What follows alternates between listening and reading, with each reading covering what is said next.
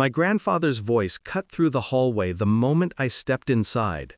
"Why did you come by taxi? What happened to the BMW we gave you?" For a second, I froze. I opened my mouth to answer, but my mother's smile sliced right through my attempt. "That car belongs to her sister now." Just like that. As if I didn't matter. As if I wasn't standing there bruised from battles no one cared to see. Grandpa went silent. Too silent. The kind of silence that grows roots in the floor and swallows the room. His eyes didn't leave my face. He knew something was wrong. And I knew this was the moment everything I'd kept buried was about to surface. What my mother didn't know was that this wasn't about a car. It was about a pattern, one I'd been watching my whole life.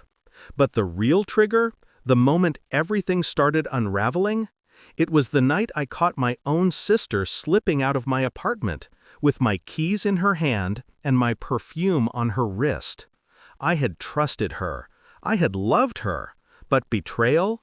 Betrayal is always delivered by the ones closest.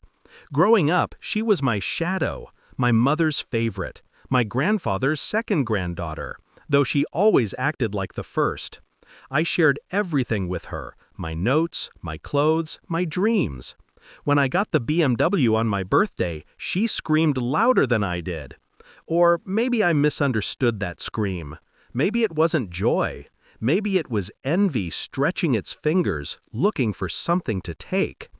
The first sign was small. My financial app alerted me to transactions I didn't make. At first, I thought I'd miscalculated. Then came the missing earrings. Then the designer bag. But the message, that infamous message, was the final blow. Her text to her friend appeared on my iPad, synced by mistake. "I deserve her things. She doesn't even use half of it. Anyway, Mom says it's okay." Deserve. That word set my blood on fire. They weren't stealing from me. They were justifying it. And when the BMW disappeared from the basement parking, I didn't even get angry. I got quiet. Very, very quiet. Silence is dangerous. People mistake it for weakness, but silence is where plans grow. I didn't confront them. I didn't shout or cry. I studied. What they took, how they justified it, who helped who. I gathered screenshots, receipts, loan statements, and the CCTV footage of my sister driving my car. I didn't want revenge at first. I wanted justice. But justice in a house like mine? Justice needed strategy. Step 1. I visited my grandfather 2 weeks before today, alone. I told him nothing directly. I only asked him to check the family property accounts, especially the one he had put in my name years ago for my future. I saw the flicker in his eyes, the suspicion, the calculation. Step 2.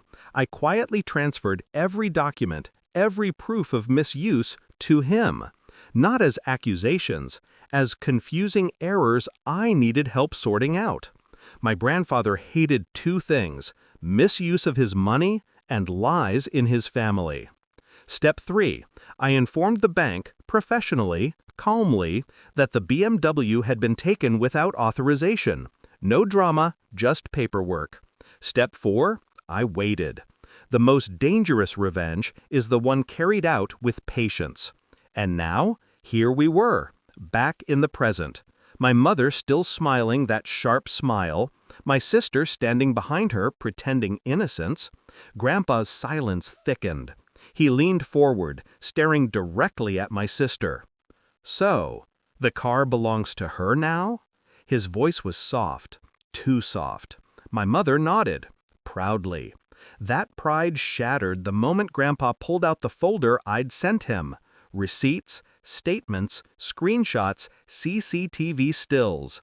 He placed it all on the table like a judge presenting evidence. "Interesting," he murmured, "because according to this, she has taken more than a car." My mother's face drained. My sister's hands trembled. He didn't shout. He didn't ask questions. He simply said, "From today onward, everything in her name is revoked. Every property, every allowance, every card. And the BMW, he paused, looked at me, goes back to its rightful owner. My sister's lips parted. No sound came out. My mother tried to argue, but Grandpa raised a hand, a command, not a gesture. You took my place behind her back, he said. You decided what I should decide. That ends today. The room collapsed into silence again, but this time it was their silence, not mine. As I walked out, keys returned to me. Their eyes followed me like shadows losing their master. I didn't smile. I didn't look back. Revenge isn't loud. It's not fire. It's gravity, silent, inevitable, and impossible to escape. My grandfather's last words echoed behind me. If anyone takes from her again, they answer to me. For the first time in years, I felt light. Not because I got the car back, but because they finally learned what I'd learned long ago. You can steal my things, but you cannot steal my silence. Because silence is where I sharpen my justice.